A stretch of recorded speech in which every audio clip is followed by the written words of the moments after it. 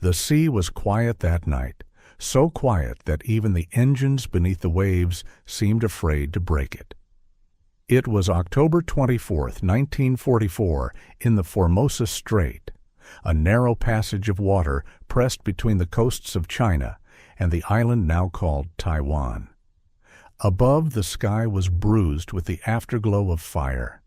Somewhere over the horizon, Japanese freighters still burned from the night before. And beneath that calm surface, one American submarine drifted in silence, the USS Tang. Her commander, Richard O'Kane, stood on the bridge, peering into the darkness. He had been here before, same sea, same risk, but tonight there was something heavier in the air. Not fear, not quite, something closer to inevitability. For months the Tang had haunted these waters. She was small, black, and patient, a shadow built of steel. Her crew called her the luckiest boat in the Pacific. The Japanese called her something else, the ghost that never missed.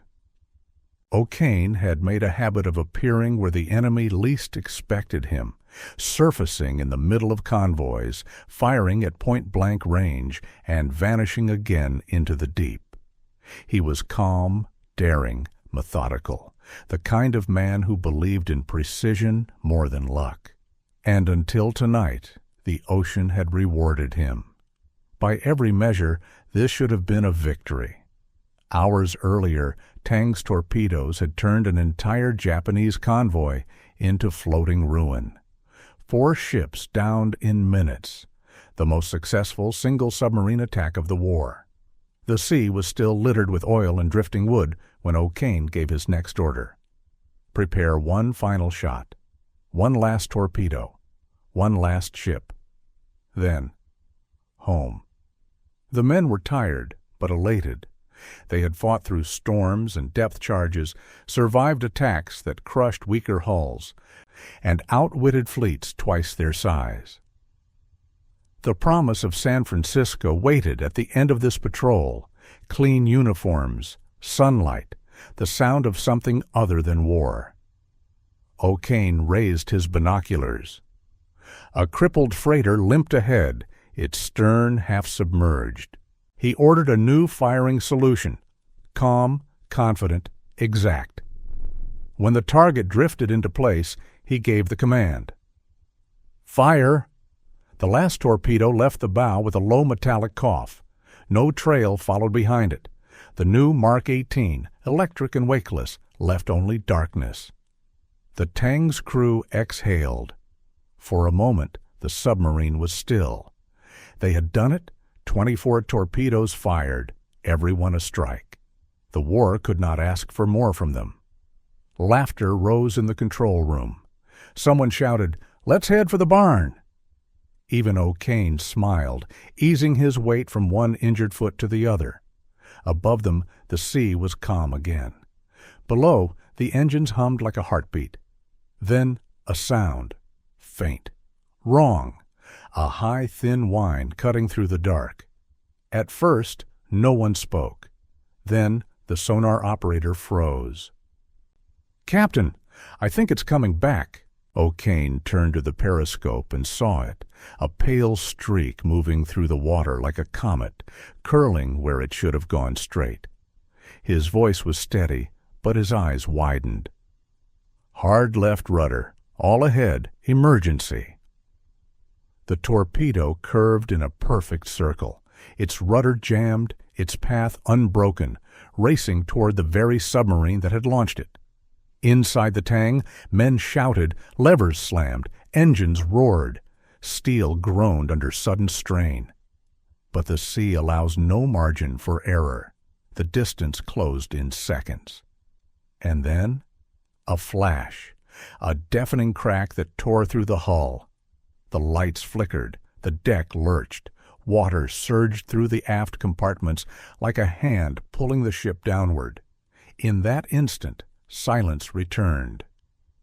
The same calm that had filled the strait at midnight, now broken only by the hiss of flooding metal and the breath of men realizing they were no longer the hunters. Somewhere far above, the waves folded over, closing like a curtain. The Tang was gone. Before the Tang ever touched the sea, she was a promise, forged in steel and faith. Launched from the Mare Island Navy Yard in 1943, she was small compared to the giants that ruled above the waves. But she carried the confidence of a nation that had finally found its rhythm in war. The Tang belonged to a new breed, the Balao-class submarines, built with hulls 20% thicker than those before them. Their steel could bear the crushing pressure of the deep. Their engines could drive them faster and quieter. To the men who would sail her, she was not just a vessel. She was a living thing, capable of patience, deception, and strike. Her commander, Lieutenant Commander Richard Hetherington O'Kane, was 32 years old when he took the helm. Short, sharp-eyed, and utterly disciplined. He had already served beneath one of the Pacific's most famous skippers, Commander Dudley Mush Morton of the submarine USS Wahoo. The two men had been opposites, Morton brash and loud, O'Kane quiet and precise. Yet together they became legend. Morton would plot the attack. O'Kane would take the periscope. Theirs was a rhythm of trust, one shouting orders, the other making them real. When the Wahoo vanished off the coast of Japan in 1943, it was O'Kane who survived, by accident of timing. He had been pulled from the crew to take command of the Tang. And though it saved his life, it left a scar. From that moment on, O'Kane carried the weight of two boats, the one he commanded and the one he lost. His leadership was calm but absolute. He didn't raise his voice. He didn't need to. A look from O'Kane said everything: when to dive, when to fire, when to hold breath in silence as depth charges thundered above. The men called him the skipper, but some spoke of him more like a compass, steady even when the world spun out of control. By mid-1944, the Tang had already carved a name into Pacific waters. In 4 patrols, she had sunk 17 ships, more than any other submarine in the fleet. Her average was a sinking every 11 days. Her crew, mostly in their 20s, moved like a single machine. Each man knew his station so well that silence often replaced command. A single nod from O'Kane could send the entire submarine into motion. Life aboard was monotony wrapped in tension, the air thick with diesel and sweat. Bunks stacked 3 high beside torpedoes. Some nights the men slept fully clothed, knowing at any second they might dive to escape a destroyer's sonar. Meals were the best in the Navy, a strange privilege given to submariners for their dangerous duty. Fresh bread, canned fruit, coffee strong enough to wake the dead. They ate it beside machinery that could crush them at any moment. Outside, the war was shifting. The United States had been fighting Japan for nearly 3 years. The islands that once belonged to the rising sun were falling one by one. But Japan still controlled the Formosa Strait, a narrow lifeline between its empire and the embattled Philippines. Ships carrying weapons, oil, and soldiers streamed south through that corridor. If that route could be severed, Japan's armies would begin to starve. The order came from Admiral Charles Lockwood, commander of U.S. submarines in the Pacific. The Tang was to intercept any convoy moving through the strait, cut it off completely. Lockwood knew O'Kane's reputation: daring, methodical, relentless. He trusted him with what others might call impossible. Before leaving port, O'Kane faced one problem: torpedoes. The Navy's early Mark 14s had been notoriously unreliable, often running too deep or failing to explode. The Tang would carry the new Mark 18s, electric and silent, no vapor trail, no warning. They were modeled after captured German designs and promised perfection. But perfection at sea is always borrowed, never owned.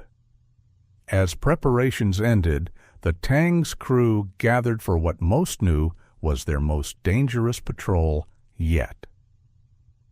They would be sailing deep into waters guarded by the newly formed Japanese Grand Escort Fleet, a network of destroyers and gunboats built to hunt submarines. Each carried hundreds of depth charges, bombs that could turn a sub into twisted metal with one lucky drop. The men checked and rechecked their equipment. They packed photographs, letters, and small keepsakes into lockers barely larger than bread boxes. They did not speak much of home. The only sound was the tightening of bolts, the whir of the torpedo gyros, and the distant call of gulls over the harbor.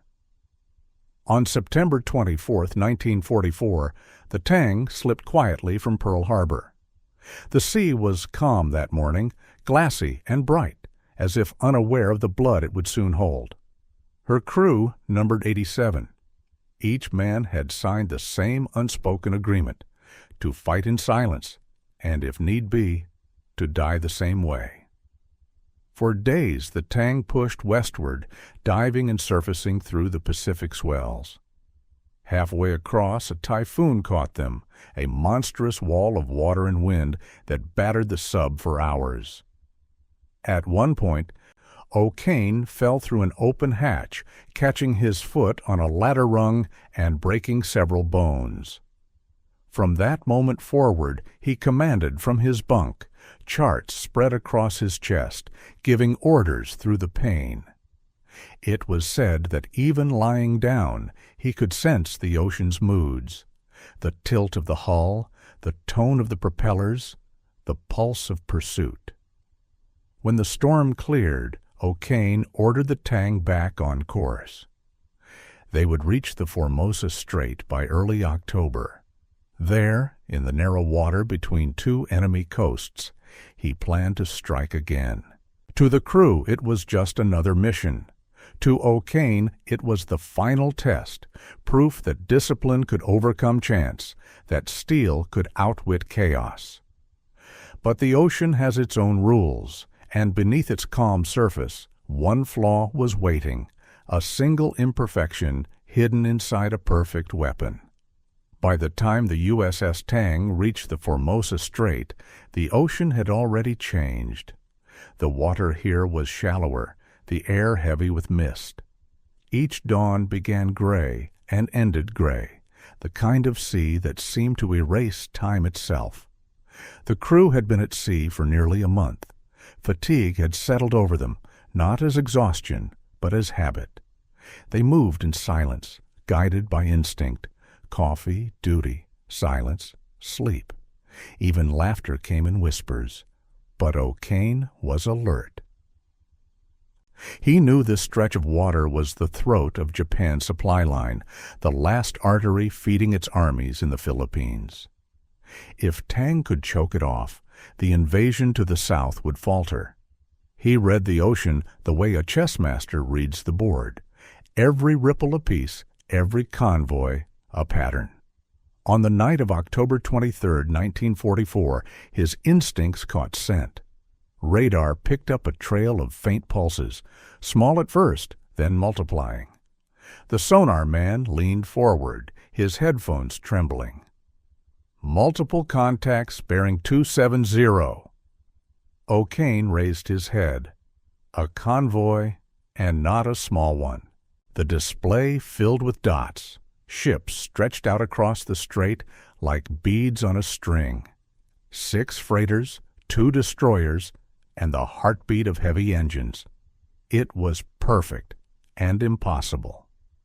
He stood over the plotting table, studying the movement. The convoy was heading west, guarded at both ends. To attack from the front meant death. From the sides, no cover. Then O'Kane smiled. What if we come from behind?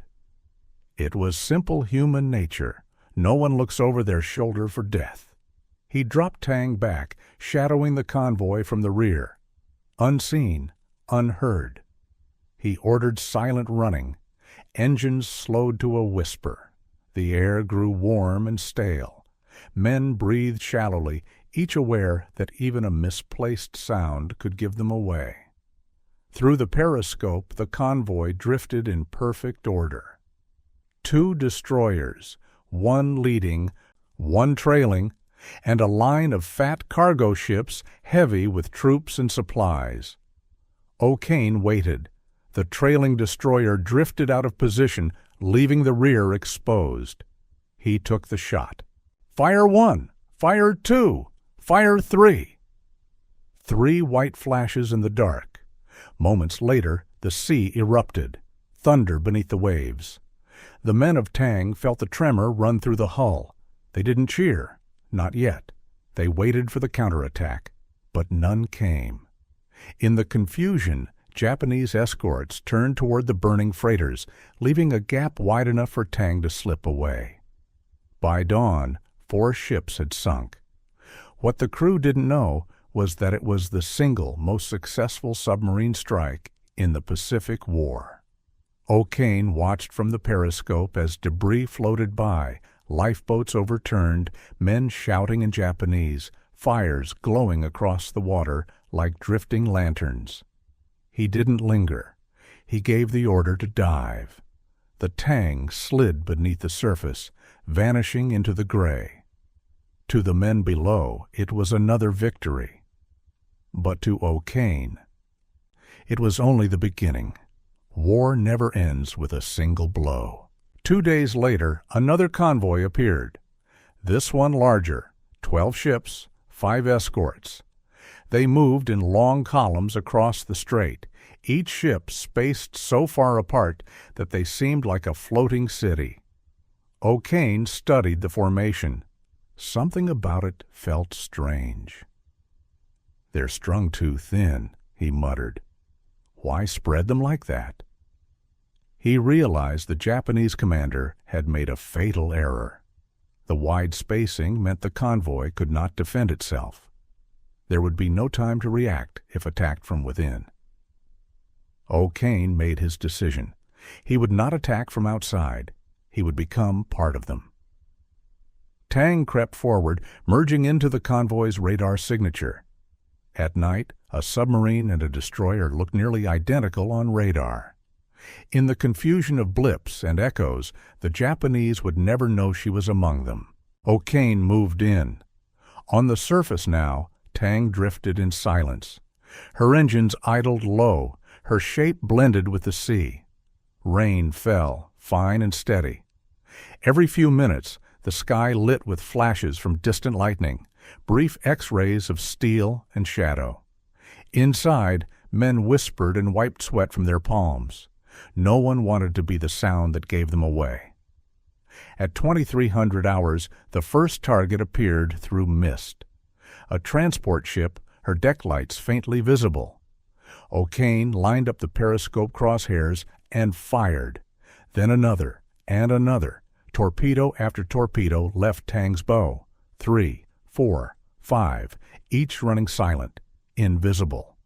Then, seconds later, light returned to the sea, explosions rolling like thunder across the surface. One ship broke in half, another tilted and burned. The crew of Tang felt the concussions through the hull like distant heartbeats. For a brief moment, the ocean was chaos. The Japanese ships scattered, firing blindly into the night. O'Kane used the distraction to turn, aiming at one last freighter. He fired again, and missed. The freighter, wounded but alive, began to list toward shore. O'Kane's instinct told him it wasn't finished. If the crew could patch the damage, it would live. That was not acceptable. He looked at the clock. 2:30 a.m. They had 2 torpedoes left. He ordered the submarine to circle back. This would be the final kill. Tang crept closer to the crippled ship. The sky had cleared now, the sea eerily calm. Even the engines seemed to hum softer, as if the boat itself knew what was coming. O'Kane gave the order. "Fire 23." The torpedo shot forward, straight and true. A clean hit. The ship exploded in a column of flame, lighting the waves in orange and white. He turned to his crew. "One left," he said quietly. "The last one?" They loaded it into the tube. Mark 18, electric, 3,154 pounds of warhead and steel. Every man on board wanted this final strike to be perfect. It meant the end of the patrol. It meant home. O'Kane took the periscope again. The crippled wreck was gone. Only fire and oil remained.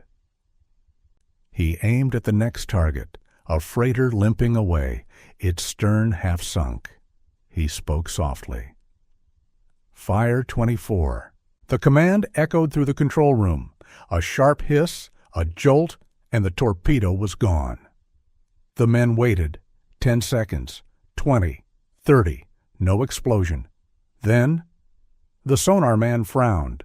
He adjusted the dial, listened again. Something didn't sound right. He looked up. "Captain," he said slowly, "it's still moving." But he hesitated. "It's coming back." O'Kane didn't hesitate. Hard left rudder, all ahead emergency. The submarine lurched. Engines screamed. Men grabbed handholds as the Tang tilted. But it was too late. Through the periscope, O'Kane saw a faint streak of light, the torpedo's phosphorescent wake, curving in a perfect, fatal arc. It was a circular run, a rare malfunction that sent a weapon back toward its launcher. In training manuals, it was a warning. In war, it was a death sentence. The torpedo grew brighter, faster, closer. "Brace for impact," someone shouted. A flash, then the world folded inward. A thunderclap, a wall of water. The Tang shuddered as the explosion ripped open her stern compartments. Lights went out. Gauges burst. The deck heaved sideways. For a moment, there was only darkness and the sound of water rushing where air had been. Men stumbled through oil and steam, calling for one another in the black. Somewhere deep within the hull, steel screamed as the ocean claimed its opening. The submarine that had hunted the Pacific's deadliest waters had become its newest ghost. The explosion ripped through the Tang like a heartbeat turned inside out. Steel bent, air turned to fire.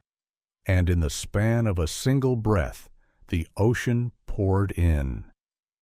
In the aft compartments, where the torpedo had struck, the men never had a chance. A wall of water crushed the bulkhead, sweeping through like glass. Everything living in its path was gone before it could scream.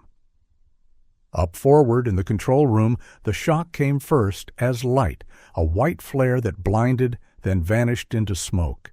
Gauges burst, pipes hissed, hot oil sprayed the walls.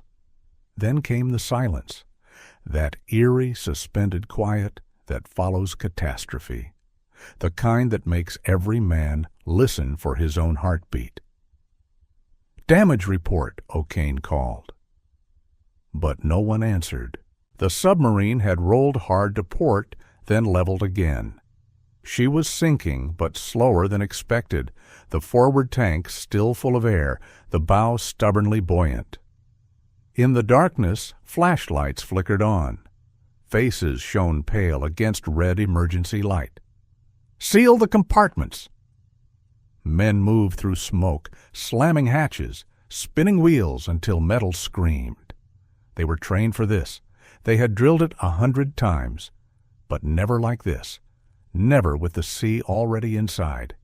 In the aft, nothing responded. O'Kane ordered the boat leveled.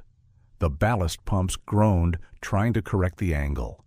Somewhere deep below, the Tang struck mud. Then she stopped, 180 feet down, half buried. The men were scattered across 3 surviving compartments, the control room, the forward battery, and the torpedo room. Water seeped through seams, bubbling at the floor plates. The air was growing hot and wet. For a long moment, no one spoke. Then, faintly, From the forward section came a sound, a voice shouting through the metal. "Anyone alive?" The answer came back like an echo. "We're here." On the surface, O'Kane and 4 others clung to floating debris.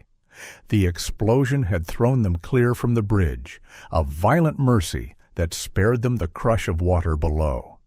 They bobbed in the black water, oil burning around them, listening to their own ship groan as she died. They could hear explosions in the distance, Japanese depth charges rolling across the sea, hunting for the sub they had already destroyed. The sky flickered with light from burning wrecks. The air smelled of fuel and cordite. Every wave carried the echo of men screaming in Japanese from the ships Tang had sunk hours earlier. Now hunter and hunted shared the same ocean, drifting toward the same silence. Below them, inside the hull, the survivors gathered in the forward torpedo room. 33 men, packed shoulder to shoulder, their faces slick with oil and sweat. The compartment was one of the few still holding air. But even here, water crept along the floor. The pressure gauge climbed. The temperature rose. And every man knew what that meant. The ocean was coming for them, inch by inch. They had one chance, the escape trunk, built into the bow, a narrow steel chamber designed for emergencies. Inside, they could use a small breathing device called the Momsen lung to make the long ascent. It filtered carbon dioxide and allowed a man to exhale slowly while climbing toward the surface. In theory, it worked. In practice, almost no one had ever survived it from this depth. O'Kane was not among them. He was floating above, half-conscious, unaware that his men were still alive below. Inside, command had fallen to Lieutenant Murray Frazee, the executive officer. He moved through the torpedo room, his voice calm, almost quiet. "We'll use the lung, 2 at a time. No panic." The men nodded, though few believed they would reach the surface. Then above them, a sound, deep, rhythmic, the unmistakable thud of depth charges. The Japanese destroyers, unaware Tang was already lost, began a new barrage. Explosions rippled through the water, shaking the hull like thunder underwater. Sparks showered from the battery panels. The men braced against the shock, hands pressed over ears, teeth clamped tight. Each explosion could be the one that crushed what was left of their refuge. When the assault ended, a heavy stillness returned. Air hissed faintly from a leaking valve. Somewhere, a man began to pray. Frazee made the decision. "We're going up." They opened the escape hatch. Cold seawater poured in, swirling around their ankles, then their waists. The men climbed into the narrow trunk, 6 feet tall, barely wide enough for 2. They checked their Momsen lungs, the rubber bags strapped to their chests. The pressure outside was immense. At 180 feet, it was like having 80 tons of weight pressing down on every square inch of steel. Frazee looked at the others. "If anyone loses their nerve, don't grab the next man. Let go." He spun the wheel. The outer hatch opened to the sea. Darkness flooded in. The first 2 men disappeared upward, then the next pair, then another. Some never made it far. The pressure burst eardrums, filled lungs with salt water. Bodies shot upward like broken buoys, spinning, limbs limp. A few surfaced, gasping, vomiting blood, crying out into the burning night. Others never came up at all. Those who stayed below felt the room grow heavier with silence. Their air was running out. The temperature had risen past 120 degrees. Batteries hissed and smoked. A sour, metallic fog filled the air. One man pressed his hand against the steel wall. It was hot to the touch, as if the sea outside were on fire. He closed his eyes and whispered something no one heard. Then he stepped forward into the trunk. By morning, the Formosa Strait was quiet again. Oil slicks spread over the surface. A few broken boards floated among the wreckage, and in the midst of it 5 men drifted together, survivors from the Tang's forward torpedo room. Their faces were pale, their bodies racked with exhaustion. One clung to a life jacket, another drifted with only his lungs for buoyancy. They watched as dawn turned the horizon gold. Nearby, the survivors from the bridge, including O'Kane, had been found by the Japanese. They were pulled aboard a destroyer, bound and beaten. On deck, the captors' faces were wrapped in bandages, their arms burned raw. They were survivors from the very ships Tang had destroyed the night before. Now they returned the pain. O'Kane later said he didn't fight back. He only looked at them and thought, "We shared the same night." The men who had once ruled the Pacific's depths were now prisoners of the sea, and of those who had once feared them most. The Tang's remaining crew, the 33 trapped below, never surfaced. Their resting place lay deep in the mud of the Formosa Strait, sealed in steel and silence. For them there was no dawn, only pressure, only darkness, only the long patience of the sea. Morning came without warmth. The sun rose over the Formosa Strait, turning the slick of oil into a silver mirror. Fragments of wood and cloth drifted through the calm, reminders of a night that no longer existed above water. Of the Tang's 87 men, only 9 were alive. 5 from the deep, 4 from the bridge. The rest the ocean kept. For the survivors, rescue never came. Instead, there was capture. The Japanese destroyers that had circled in fury hours earlier now plucked them from the sea, like ghosts from another world. Their bodies were burned, bruised, half drowned. Yet to the men who pulled them aboard, they were not enemies. Not yet. They were witnesses. Proof that even the hunter could be hunted. Commander Richard O'Kane lay on the deck, coughing seawater, his wrists bound behind him. He turned his head and saw his captors, sailors covered in bandages, their uniforms stained with ash. And then he understood. These were the survivors of the convoy he had destroyed, the men whose ships he had sent to the bottom only hours before. They beat him. They burned him with cigarettes. He didn't resist. Later, he would say quietly, "Once I realized who they were, I could take it better.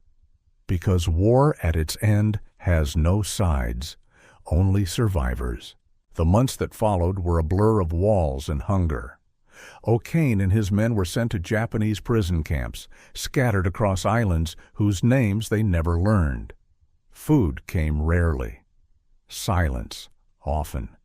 They spoke in whispers of the sea, of the Tang, of home, of coffee and laughter, and the sound of diesel engines. Sometimes O'Kane would draw the shape of a submarine in the dirt with his finger, tracing its outline as if he could raise it again from the mud. When the war ended in 1945, American planes dropped food and letters over the camps. O'Kane weighed less than 100 pounds when he was freed. He returned home quietly, stepping off a Navy transport into a world that had already moved on. Reporters called him a hero. He said nothing of heroism. He spoke only of his men. "Brave," he said. "Every one of them brave." For his command of the USS Tang, O'Kane was awarded the Medal of Honor. He accepted it not for the ships he sank, but for the ones he could not bring home. In the years that followed, the story of the Tang passed through the Navy like a whisper. To the young submariners who came after, she became legend, the perfect submarine undone by a perfect weapon. Her fate was studied in classrooms, her name spoken in quiet respect before each patrol. When the next generation of submarines was built, they bore a familiar name, the Tang class. It was a tribute, but also a reminder that even mastery bends to chance and that the sea keeps its own score. Decades later, divers located the wreck of the Tang. She lay upright in the silt, her hull split open at the stern, the wound still visible, the story frozen in steel. Inside, the compartments were silent, undisturbed. Torpedo tubes still loaded, gauges still pointed to depth. A coffee mug, unbroken, sat near the periscope stand, a trace of the ordinary within the unimaginable. The ocean had not erased her. It had preserved her, as it often does with the things it takes, not as trophies, but as memories. O'Kane lived to be 83. He never forgot the sound of that final torpedo, nor the faces of the men who followed him into the deep. In interviews, his voice stayed measured, calm, careful, still carrying the rhythm of command. When asked what he thought of the Tang's end, he said simply, "We did our job. The sea did hers." He was buried in Arlington National Cemetery, far from the waters that had defined his life. But on calm mornings, when the Pacific is still enough to mirror the sky, some sailors say they can hear the low hum of engines just beneath the surface. Steady, patient, eternal. Maybe it's the tide, maybe it's memory, or maybe it's the Tang, still patrolling her chosen sea, the hunter, the hunted, and the silence between.